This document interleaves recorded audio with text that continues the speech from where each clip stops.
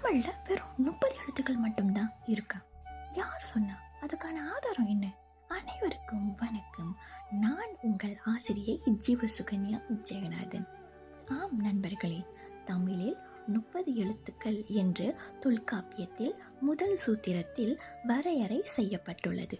அதாவது 12 உயிர் எழுத்துக்களும் 18 மெய் எழுத்துக்களும் ஆகும். இதனை எப்படி நம்புவது? இதற்கான ஆதாரம் என்ன? இதோ. எழுத்தெனப்படுபவ அகர முதல நகர இருவாய் 30 என்பதை தொல்காப்பியத்தில் முதல் சூத்திரத்தில் நம்மால் காண முடியும். ஆனால் பெரும்பான்மையோர் என்னிடம் கூறிய விடையானது 247 எழுத்துக்கள் என்பது. இந்த 247 எழுத்துக்கள் எங்கிருந்து வந்தது? உயிரெழுத்து மொத்தம் 12 என்று கூறினேன்.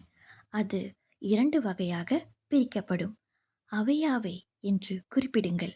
மீண்டும் அடுத்த பதிவில் சந்திக்கிறேன். நன்றி.